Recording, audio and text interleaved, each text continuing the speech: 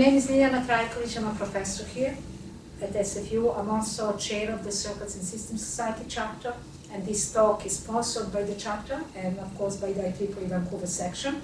I have some housekeeping items. That's the first thing, and as I mentioned, this talk is recorded and it will be posted on the webpage, Vancouver section, and we also maintain our local. So I would like to introduce Dr. Elgendi. He's a senior IEEE member and currently a Mining for Miracles postdoctoral fellow at University of British Columbia. In addition to his 10 years plus experience in the field of data analysis, he also received training on big data analysis and leadership in education from MIT. Dr. Elgendi's experience in the area of data analysis and visualization includes his work on global health with Preempt Initiative that was funded by Bill and Melinda Gates Foundation and the Institute for Medical Innovation at Nanyang Technological University from Singapore. Dr. Elgendi specializes in bringing the areas of engineering, computer science, psychology, neuroscience, and medicine for knowledge translation. And as I mentioned, this talk is sponsored by Circuits and Systems Society, and the title of the talk is Basic Tips and Tricks for Data Visualization. I would like you to welcome Dr. Elgendi, and we look forward to this. Thank you for coming today, and thank you, Ljiljana, for putting this together, and for your kind invitation and warm hospitality. Today I'm going to speak about data visualization, and today there is nothing about math and programming. It's just basics, basics, and I hope that you're gonna like what I'm going to talk about.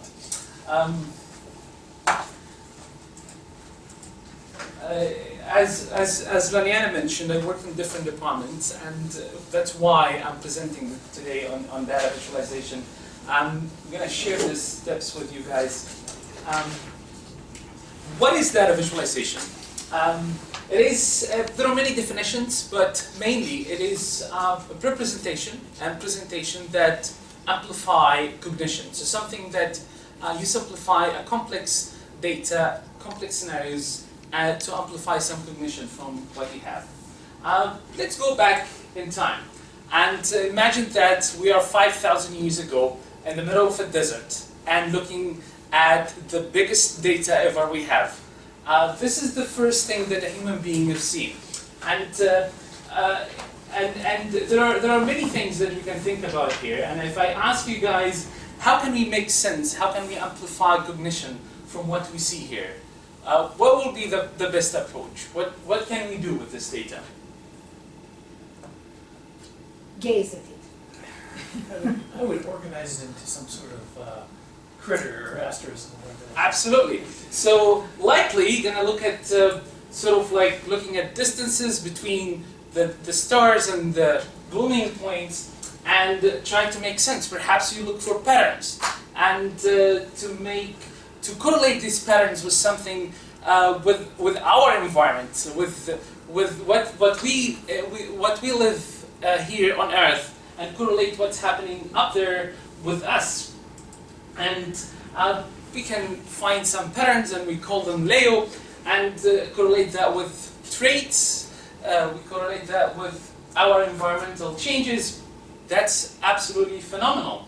And how about I show you guys here what the Egyptians 5,000 years ago did in terms of data visualization. That was primitive, but you will be very impressed on the way they visualized this. Very complex, and you have the image in your head. But let's see what they've done. This is 5,000 years ago. And this person right here is Isis. She's the queen of Egypt. She's at the top of the ladder. There is nothing else. She is the queen. And that's her husband. And that's her son, Horus. And they presented the queen with the highest intensity of the star. So that star right there is with high intensity. And he is the second in terms of intensity, and Horus was the lowest, and he's copy and pasted because that star is the same intensity of that star, And then you have a phoenix, because that bird comes in the darkness, and it represents or resembles a fixed point, pretty much. You can see it in the morning and you see it in the nighttime, so that's like a fixed point, same intensity, the highest, second highest. Unbelievable. So they looked at the stars and they started to see some combination of some stars together and make sense of these stars. This constellation, they looked at it at a particular time, because they change, right? Some of them change. So that the time stamp was right here. If we're going to say 24th or the 3rd of March 2017, here's the 3rd of March 2017. 8 months of winter, followed by 4 months of summer, and that particular time, we looked at the sky. This is the time when the crocodiles start populating. What a beautiful time stamp for the constellation and the use of intensity to data visualize a very complex system. Very interesting. It is something in our blood, something in us to simplify and data visualize. So what is required? Well, the required tools, skills, and these tools and skills are non-intuitive in the sense that we need to learn them to do them systematically to visualize data. Sometimes it's hard to program them, but if you learn how, it's going to be fine. The good news is the human brain is very powerful, and we are very good with recognizing patterns and shapes. That's in us. That's how we do it. And the communication between the eye and the brain is so fast. And the saying of one look is worth 1,000 words, it's actually kind of correct. But I don't know who came up with that saying. Why one look is worth of 1,000 words? I tried to dig down to find out when that saying started to be, where. And the reference was in 1911 in a newspaper in New York. This is the beginning of saying like one look is worth 1,000 words. But I still don't know why 1,000. Why just 100? Why not just 10 or a few? Or like, why worth of 1,000 words in 1911 you came up with this? And today we're gonna quantify that number right now together. The first study I'm gonna look at is a study which is an invasive study, and that study was done on a guinea pig, right? So they put a microarray in the brain, and they start showing some photos and looking at the firing of the neurons, and they found that the response of the neurons is about 10 megabits per second for firing each image. And that was very interesting. If I ask you now, that study, by the way, done in 2006 in Pennsylvania, and if I ask you how fast you can read, you're going to say, perhaps I can read 300 words per minute. That's, I can read so fast, perhaps. And if I assume, following that logic, if we represent the words in our brain by 32 bits, for example, that comes to 160 bits per second if we speak about the speed of reading. If you want to compare one image, an image actually has 62,500 words according to the assumptions and the hypothesis and the study that I just discussed with you. One image, 62,000 for that invasive method.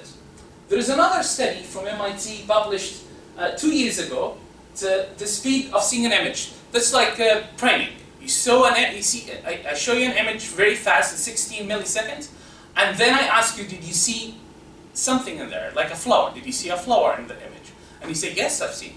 And 60 milliseconds, when you do the math, it's about 1.5 megabits per second to recognize a pattern in an image. Following the same assumptions, of presenting words, one image is about 10,000 words, non-invasively. So in other words, in 1911, one look is worth 1,000. In 2017, we can say one look is worth more than 10,000, at least 10,000, according to the non-invasive study. So that's how powerful the image is, or the figure that you are presenting. We are not wired to read fast. We are wired to visualize fast. That is for sure. There are data visualization awesome tools when it's used effectively. There are 4 fundamental data visualization. Why we do data visualization? One is to analyze, and we know that. If I have a bar chart, I can analyze bar chart, heat maps, bullet, line graphs. I can analyze data from this chart, and I analyze them for what? To look for trends, look for patterns, and make some decision, right, based on the figure that I'm seeing right now. That is arguably the most famous figure for 2016. And the reason is, can anybody tell me why it is arguably the most famous one? The 9th of November, a candidate went within 2 hours from losing to winning. So what happened exactly within these 2 hours? This is a data visualization. It's a figure. It's a line figure. Very simple, basic, and clear. And sends the message that you want to tell. So you start analyzing. We have data visualization to discover. And this is by combining. If I'm looking at different data sets at the same time, and I'm trying to combine 2 different data sets, following the previous example, I have that figure that I just analyzed, and I'm going to get a data set completely different, which is the Mexican pesos per US dollar, for example. And I'm looking at the correlation and causality at that particular time, what happened here. So you combine 2 different data sets, looking at 3 different data sets, or 4, to discover some causalities and correlation in your work. To tell a story without even writing a sentence. You can tell a story without even writing a sentence. And I'm going to show you that beautiful figure, also published last year, almost end of last year. Very powerful figure. It's about the healthcare expenditure per citizen and life expectancy per citizen. What is interesting? You see a country like USA spending about $9,000 per citizen, and the average life expectancy is about 79 years old. Where a country like Chile spending about $1,000, but they're achieving 82 years old of age. Again, we can sit here and we can write stories about this. Lifestyles, 2, 3, 4 pages easily. The beauty about that figure is the normalized data. So as you see here, 1970, and at the end of the line is 2014. For each country, the end is 2014, the beginning is 1970. So it is normalized by the duration, which is interesting. Because usually that's not being done. Like usually you put it as a bubble, and the bubble is increasing or decreasing, and you have an animation for that.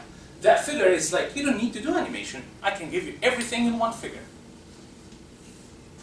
And you look at Japan, you look at...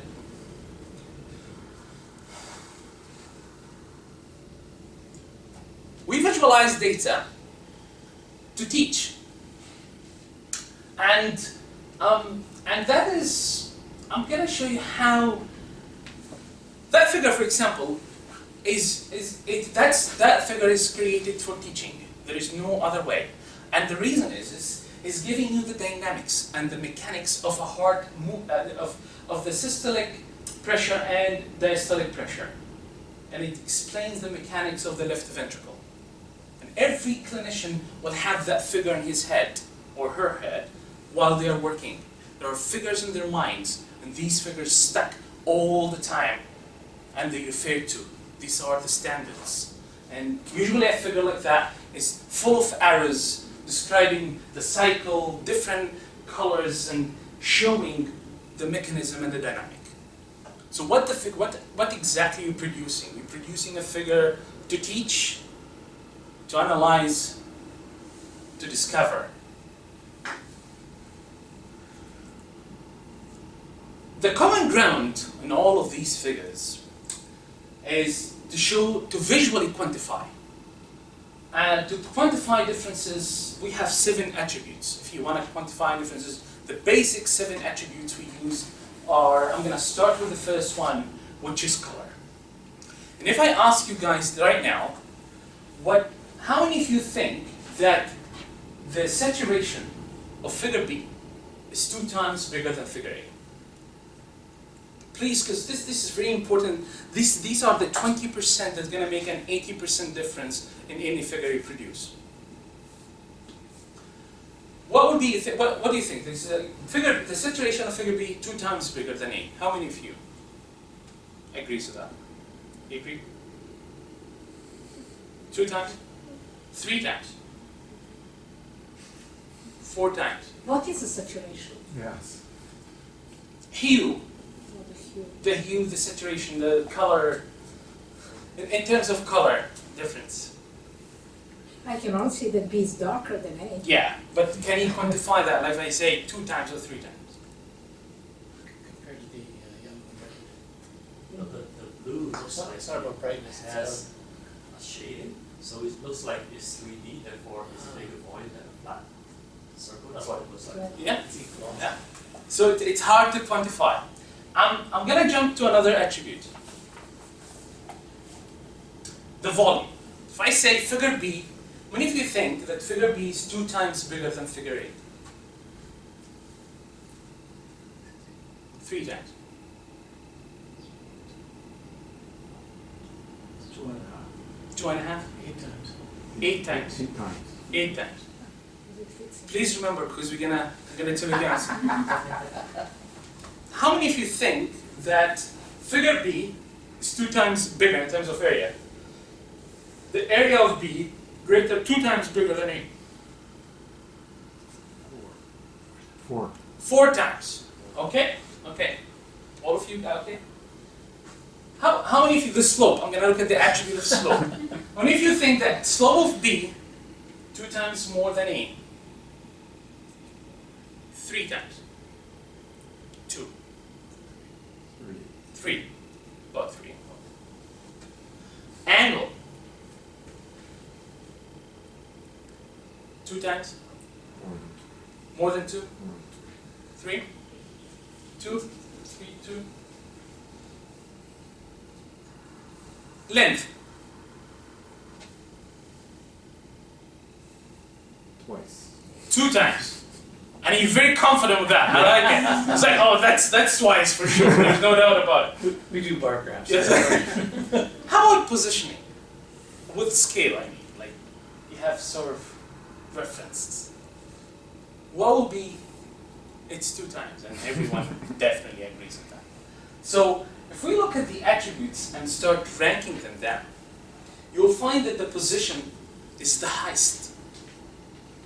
You look at positioning or scale, reference to scale or to position, that is the highest, everyone will get it. Actually, length was easy, everyone got that. All the figures, figure B was 2 times bigger than figure A in all the examples that we showed. So, angle, yeah, some of you said twice. The slope also was like 2 times and a half, and area was like, I've heard 4, I think. Here is 8, I heard. And color was like, I don't know. I was like, I can't tell. So be very, like, it's very sensitive area, and when you have your data and you want to present it, please just take that in your consideration.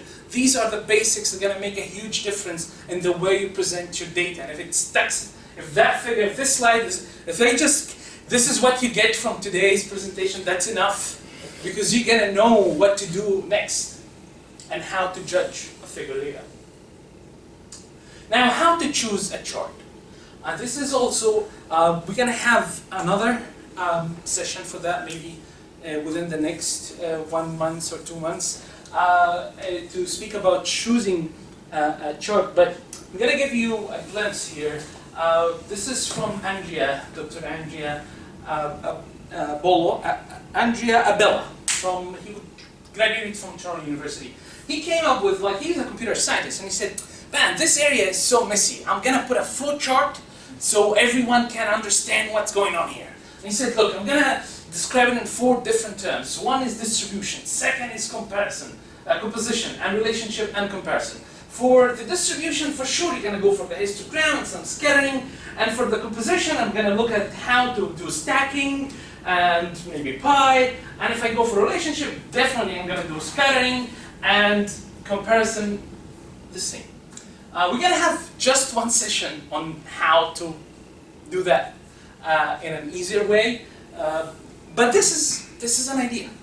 If you think in a flow chart, here you go. That may help you. But you may try. Sometimes you need to try with the data and see which one is more effective, describing your data more effectively. I'm going to speak now about single chart. So that's just a number. So if you're working with data and the result of your data is just a single value, just present a single value. Here's the WHO, World Health Organization. They come up with that number. They say it's 352 times more health researchers in high-income countries than in low-income countries. It is simple. They've done some data analysis, and the result is just one value. It is so effective. Oh my God, 352 times. That's enough. You don't need to do more. You don't need to have a pie chart or. But let's have some, let's play a game here. And I'm gonna ask you guys, if we are working all together for the World Health Organization, and we got this result. We have lots of data, and the result was 31% of deaths caused by heart disease and stroke in US. Right? And we are working for this organization, and we want to produce this. We want to let the people know what's happening, and just to raise awareness for such diseases and what we found. What would be the best way to present it, you think? Yeah, about 1/3 of the deaths in the US are caused by heart disease. 1/3. Yeah. Yes. Yes. Just say 1/3. That's What else? I like pie charts. Pie chart. Yeah. Which are circles. Yeah. It's okay. Exactly. Very good. You're gonna go to area. An area is not good with. Yes. What else? Yeah. Okay. How about we're gonna see what other organizations did? You guys did your work, and now we're gonna see what others did. Okay? You ready for this? Here is Million Hearts. And the way they presented, they said 1 in 3 deaths. Exactly what he said. 1/3, 1/3. Yes. In the United States, it's caused by cardiovascular disease. But then, then they put an area here to describe it. They said the total American deaths, and then another. So it's an area, and they have another area, and from the tips that areas are not easily to be quantified, and our eyes are. Do you really see that's 1/3? It's really difficult. So that was okay, but here you lost me pretty much, because I have no idea what this is. What is under 65 now? If this is 1/3, what would be that? My eye is limited. And so this is an organization. They're doing a great job, but just we are saying we have to be careful with the way we're presenting the data to make it more effective. Here is another organization, it's called San Diego. And they like the pie chart, it's a donut chart, similar, and they present it in this way. It is 1 and 3 deaths, and you have a donut chart. You like it? Yeah? Yeah? Here is watershed health. What do you think of this? Nice. Nice. Sends the message. Feel it's okay. How about here? This is Memorial Heart and Vascular Services.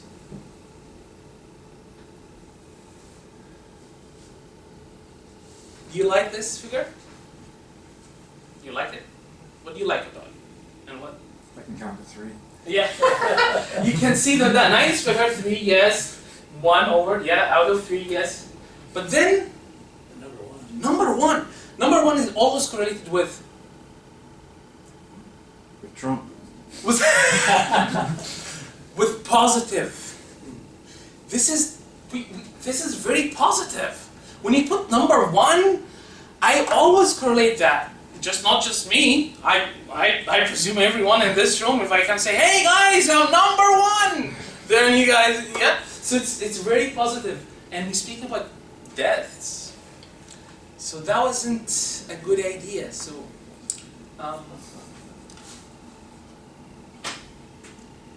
And also here I need to go and read. So that's a nice visual, but too much text. Because, did you read this? I don't think so. You just looked at the images, right?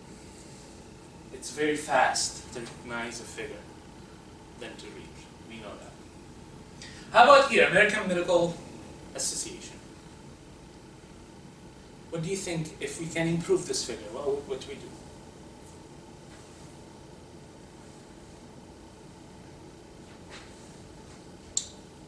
The green color is always correlated with, and that's all green.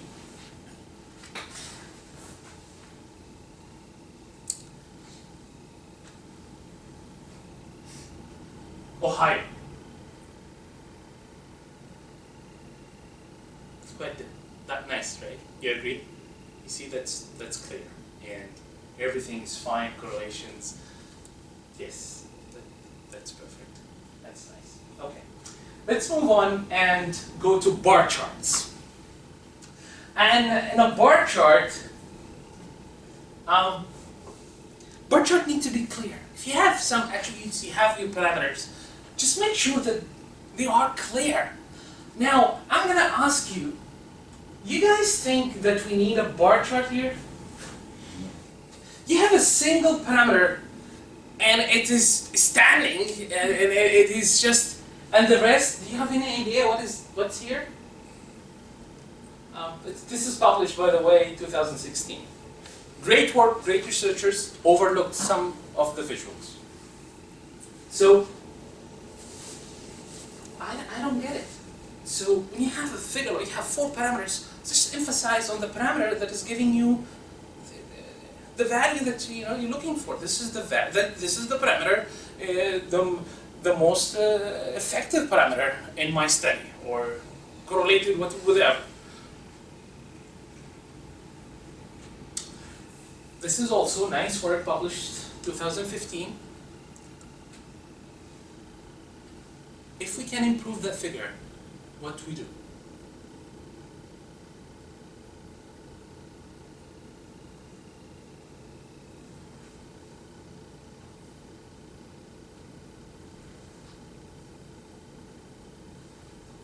Nobody can read the bottom. Exactly, nobody can read this labels. Like, we can't read it. Why you make it hard? It should be clear. And do you like the colors? Not really. Not really. And how about you see there is an amplitude shift here. Like this, if you split this in 2 figures, maybe I can actually see what's going on between them, because we can't. They're quite relatively close to each other. So if you cut this out, zoom in, it's before you produce a data like this. How about here? Also nice work, very nice work in 2015.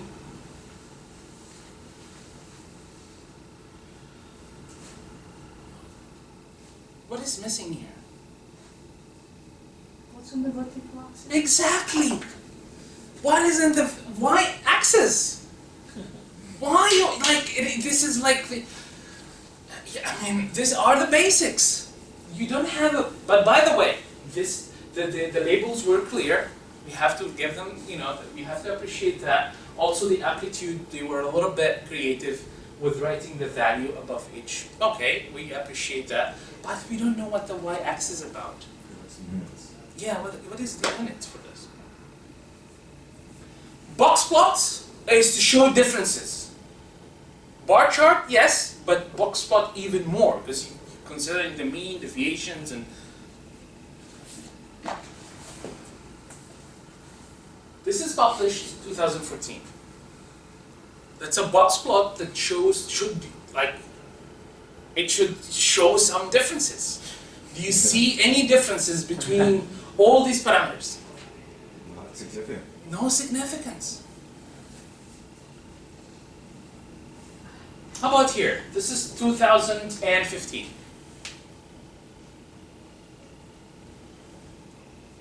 If we can improve the figures, what would we suggest?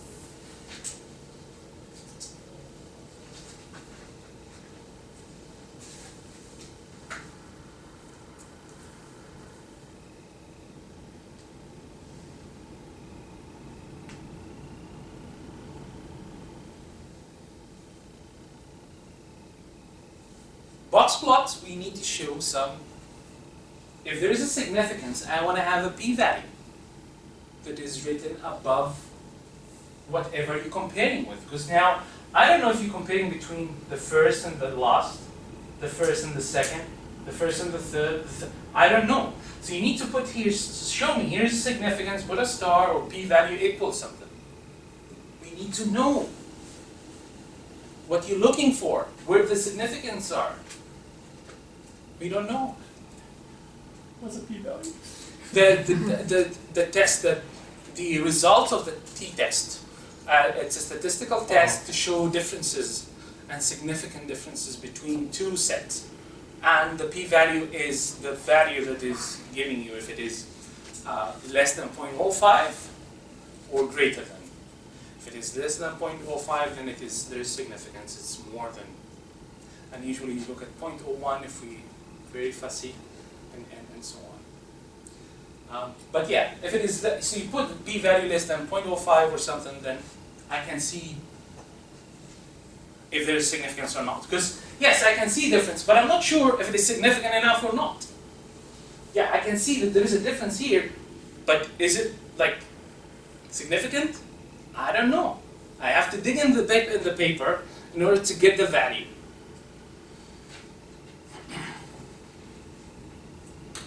Okay, here's a nice figure, also published in 2012, and there's something funny about that figure.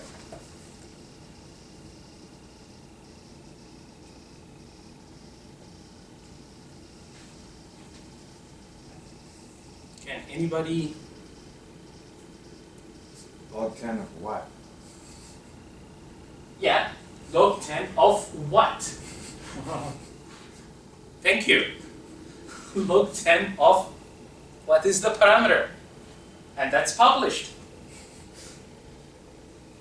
And also, when you look at these two variables, you look at the significance here is less than 0.001. Here the significance less than 0.01. Here, between this and these two parameters, it's less than 0.01. But do you see difference between them? I see overlap, Yeah, so right? This one is overlapped with this one. I don't see that value. That value means it's so significant. There's completely different from each other. And here too.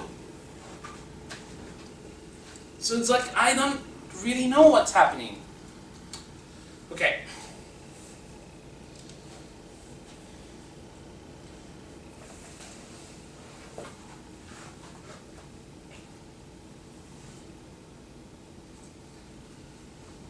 I don't know why this is cutting down here, but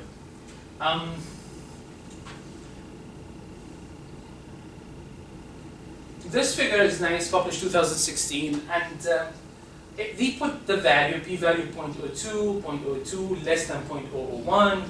We appreciate they put the values, but in the bottom right there, they didn't. We don't know the sample size. If you want to put something like, if you want to compare, yes, you found significance, but you have to also let the reader know how many subjects or how many data points in each of these data sets you're comparing with. Now, I don't know, maybe you're comparing 5 with 11, 100, I don't know. So I need to, here's an example. You have two parameters.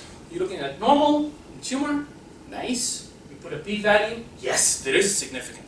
Yes, these two data sets are different. Yes, we get it.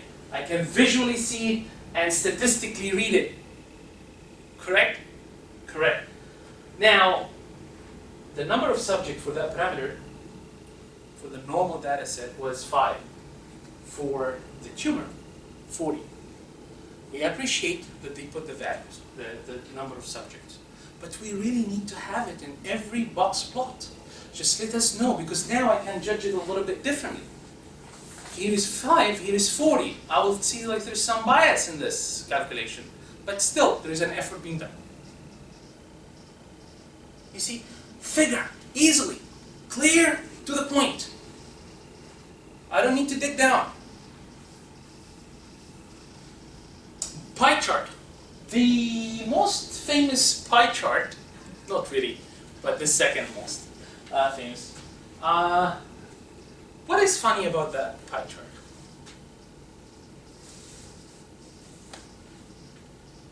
Brim's killing him. Brim's killing you. Yes! Yes, absolutely. So rim is the blue, is killing apple. However, the presentation, putting it pie chart in a 3D, and putting the sector that of interest on the foreground, or forehead, it makes it look, yeah, it looks more bigger than the one at the back.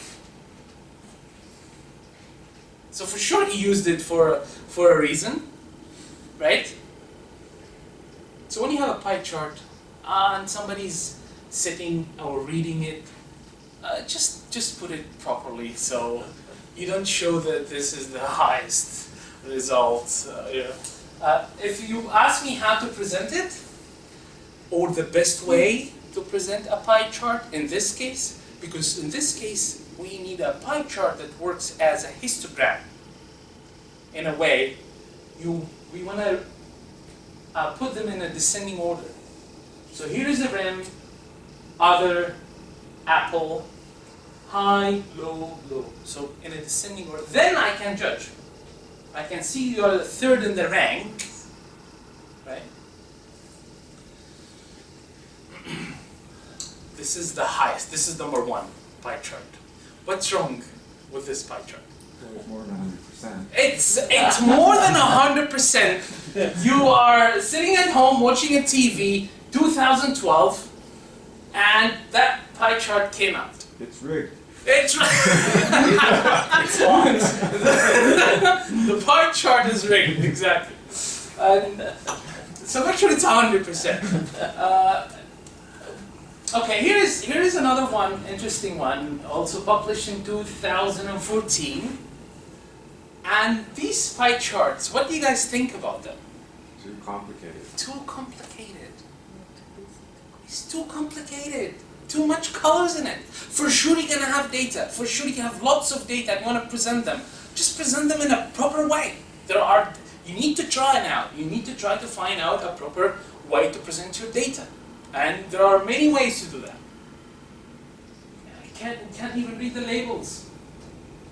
How about this? Published in 2015. And that pie chart, there has something fundamentally wrong with pie chart. Is it the same color or different? The color is not a good choice, yes. They didn't choose the color carefully, yes. But there is something fundamental. So the scale is way off, isn't it? Yeah. Say it in a different way. What do you? Well, something that is, the cellular processes is 7 times bigger than the biological ones, but it doesn't look like it's 7 times bigger. Yeah, that's correct. So the pie chart is about part in a whole, right? So you say 5%, 10%, 20%. Here, these are frequencies.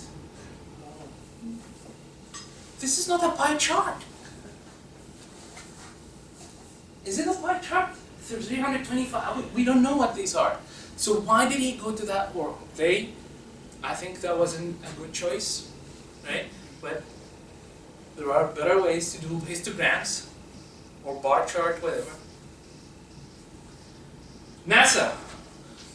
This is about a budget, and I'm sure NASA, they have great scientists, but the budget for this project can be presented in a more clear way. No numbers. It's a No numbers, thank you. There are no numbers here for the budget, and we don't know how, like how much from, we don't know how many percentage here. This is 10%, 5%. I cannot judge this by eye, just quantify the differences by using colors. We can do that. We already knew that in the tips and tricks, right? Colors is not a good idea. So that was published also last year. It's a very nice pie chart, but there is also that can be improved if you can propose any improvement.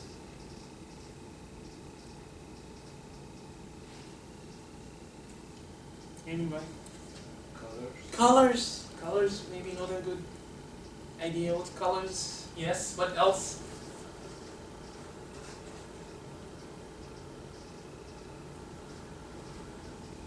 Too much text on the left. Too much text. So is it educational? Is that data visual to teach? I don't think so. Because to teach, you need to have dynamics, mechanism.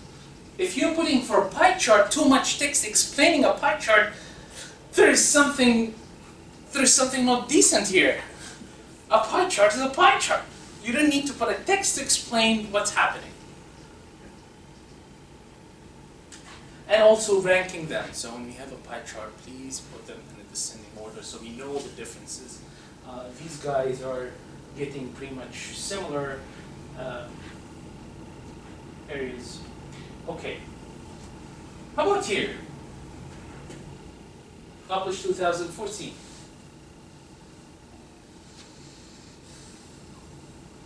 Labeling. You like the labels? Nice. Font's a little small. So much. Font's too small. Fonts too small. The choice of colors is really poor. Exactly. Because we don't quantify by color. We can't. Yes. Well, it seems to me that when you got more than 5 or 7 items, it's just It not means really like worth it. Yeah. exactly. There's no need for the pie chart. You went to wrong arena here. You need to do something else. How about this figure? 2015. It follows your suggestion. Yes. And is it clear? It is clear, no colors, nothing in it. But it is clear pie chart. I understand what's happening for influenza here, 13 for malaria. I can follow. Maybe the last 3 parameters we didn't mention the value, the percentage, but we appreciate the clarity of the figure. Right? Let's jump into line chart. A line chart, and now we have 4 different lines, and in this chart, is it clear to you? Do you think you can see difference between the lines? Or you,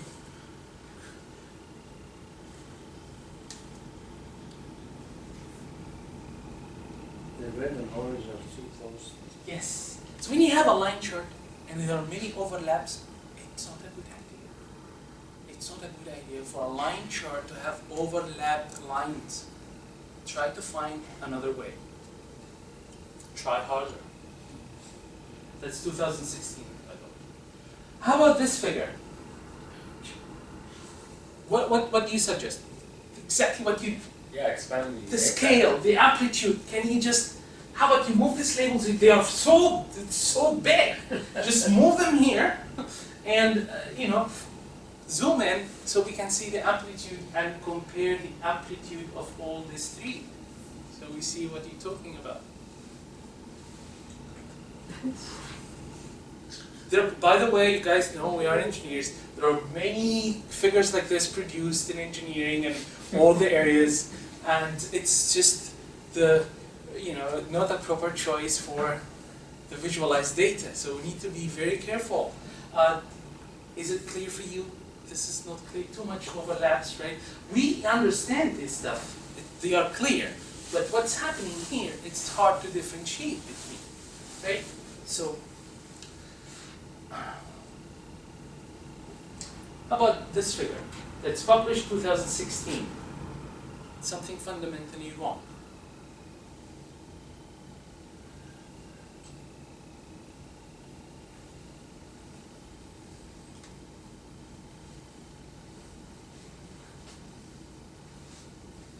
If we can improve this, what do you suggest? Use different colors. Exactly. So you see, have red, red, red. We understand that every red has a different triangle. This is a filled triangle, an empty triangle. I'm not sure this is also an empty triangle. Right? What's going on here? As a data visualist, you have to be very careful with this. Before you produce a figure, just make sure that it is properly describing what you have. So the coloring and also the symbols that you use. How about this figure? That's 2016. All the figures are from high impact journals. All of them.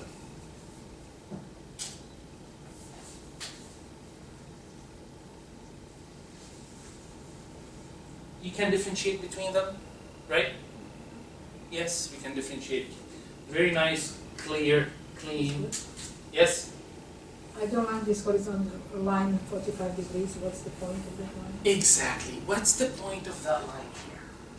Slope, maybe?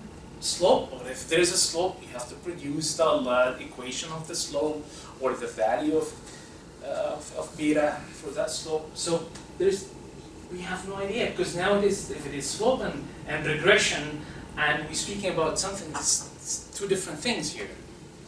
And so there is no need for that line. Scatter. Okay. Here is a scatter. Beautifully done, 2012.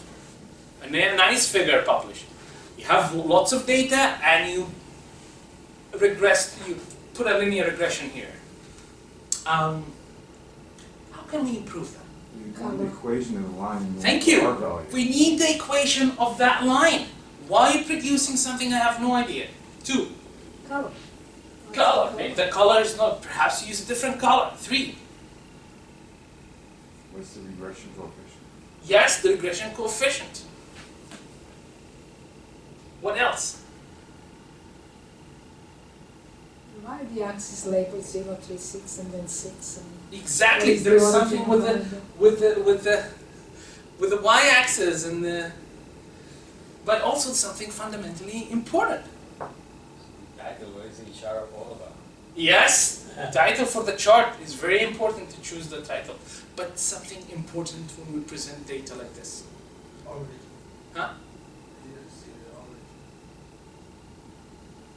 the origin. The He wants to see the origin. Yes, that's exactly what we discussed about what happened here, why they missed that part, and what was the origin? Is it 0 and 0, or why they scaled this up? That's correct. There's something important here. Are you going to count this number of points? So why don't you just say the number of points or subjects that it is here in this graph. It's n equal 1,000, 1,200. It's not going to harm you. It's just put it. Just make it clear. How about here?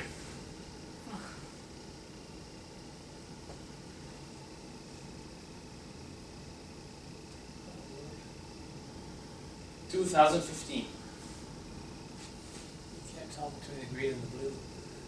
You have blue and blue or blue and green at the coloring, and what else? There's an Empty, it's all this empty stuff. an empty, yes, empty space, and there are lots of overlap here. It's hard for us. Is that what you're trying to tell us? There is an overlap here. If you want to show that, you can show it over something else. Again, number of subjects and so on and so on. That's a nice figure. Looks nice and clear. They put the correlation coefficient and the p-value for the slope, that there is a significant difference in the slope. So tell me now, how can we improve that figure?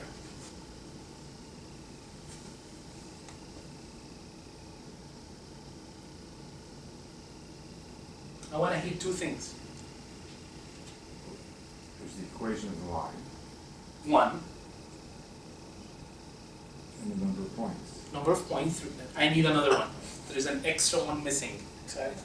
Tack! We have an empty circles and black circles, and we don't know.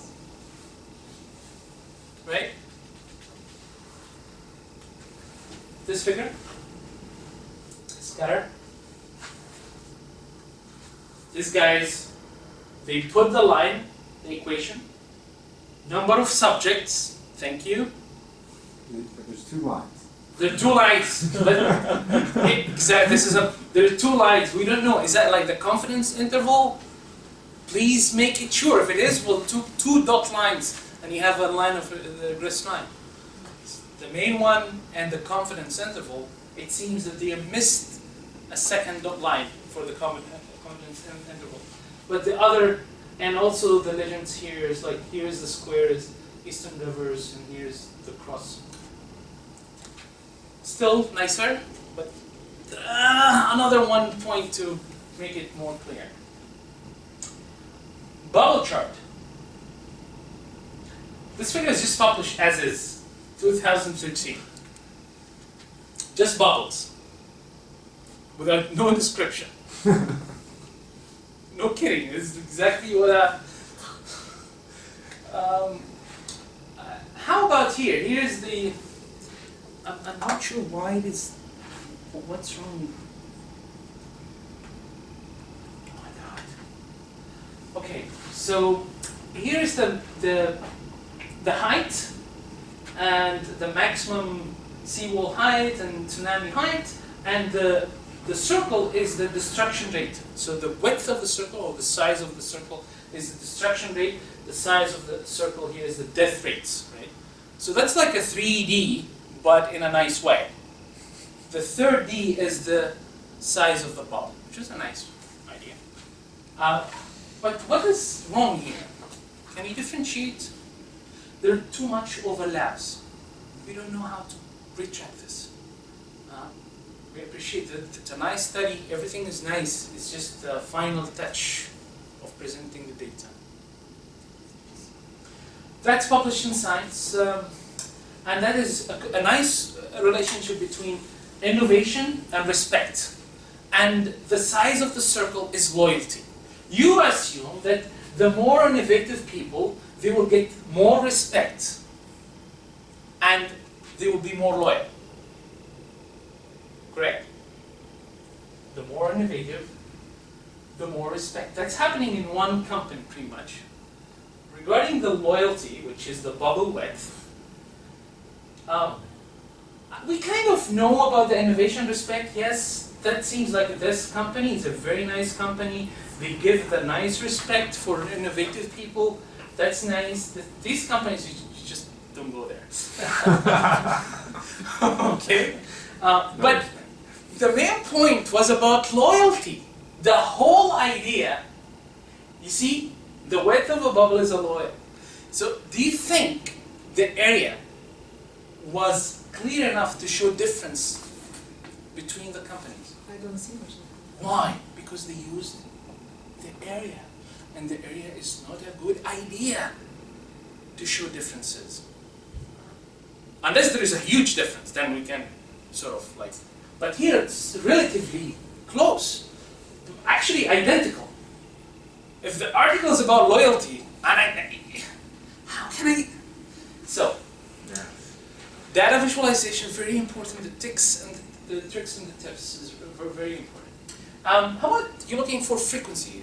You're looking at text mining, for example, and you went to see the text from males and the text from females, and how frequent the females are using in terms of words, and how frequent males are using in terms of words. We have two clouds here. The more frequent the word, the bigger and bold the word is. So which cloud is male and which cloud is a female cloud? Text coming from the female. The one is male. And here it's like love, that's the most frequent text. The most frequent is shopping, excited, and the smaller the size, the less frequent, and so on. Sometimes you want to use it, and again, when you use it, these are words. So we're going to use them as image, because we don't read fast, right? We already said that. So when you're going to look at the more salient word, and that's it. So when you look at the figure, yes, shopping, excited, you're not going to follow the others, unless you're going to put time. So in the optimal situation, we need to wear multiple hats. And I think we agree, in academia, I think that would be the 8 hats we have. The primary investigator, and the data scientist, the machine learning guy, or statistician, and then you have a communication specialist who's going to put this to disseminate the results to the locally in the hospital, for example, or in the UBC or SFU, and you have the graphic designer who's going to design the work for you, and the finance manager is going to make sure if this is running under, within the budget, and if it is something related to money, they have to go and also look at your figures, make sure that it is correct. And marketing specialists, these people, you need that hat too. You need someone who comes and say, yes, I can take this result and I can raise money and get more funds for this. And you have the facilitator that can also help you to get students and help you with the writing for your grants, and the project manager as well. And usually the project manager is wearing multiple hats, and the primary investigator also wearing multiple hats. But this is in the optimal scenario. And there are many overlaps between these two guys. The PI here will overlap in terms of the purpose and parameters, and prepare, explore data, formulate conclusion, concept and design, construct lunch. So the PI with the data scientist in 2 phases here, and the communication specialist comes at the conclusion to look at your work, and the graphic designer is taking whatever the conclusion, putting it in a design that is suitable, because they know. The facilitator is also looking at what can be used here to help with students and attract more writing for grants.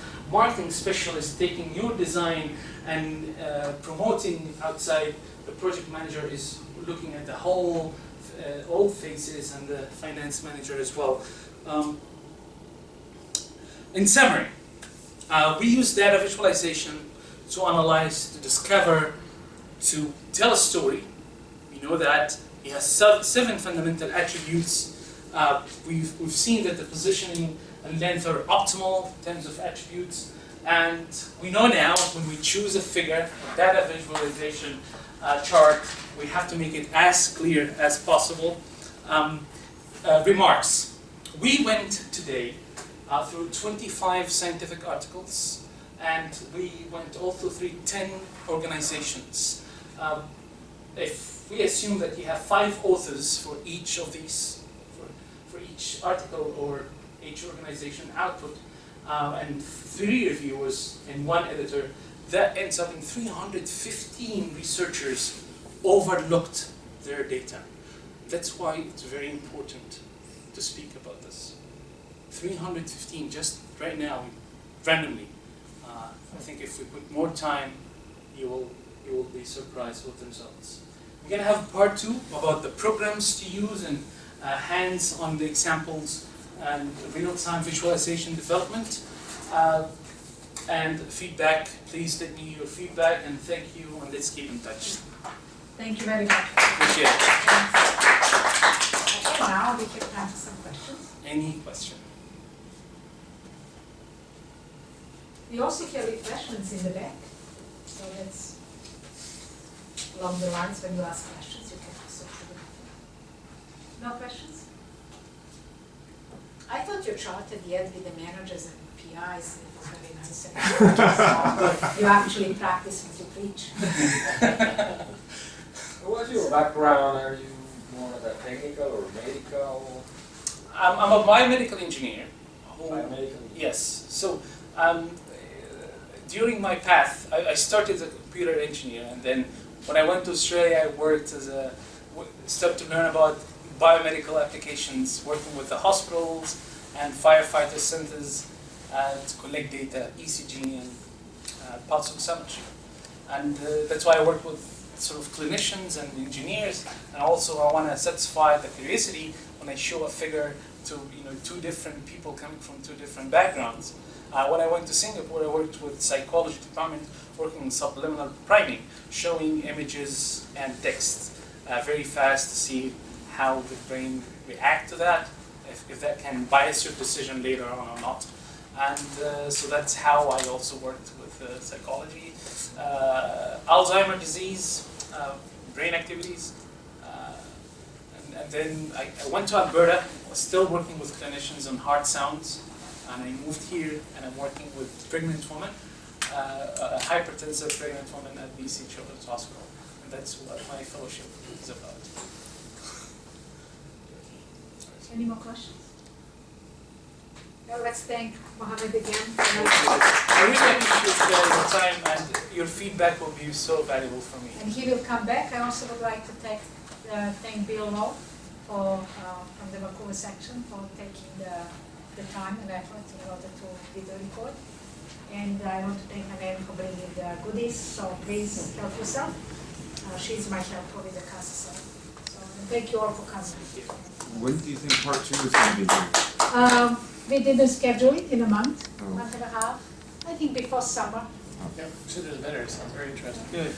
So Mohammed, you got Nice. Good feedback. At least one thumbs up. At least we got one person. and we'll do it probably Friday at the same time.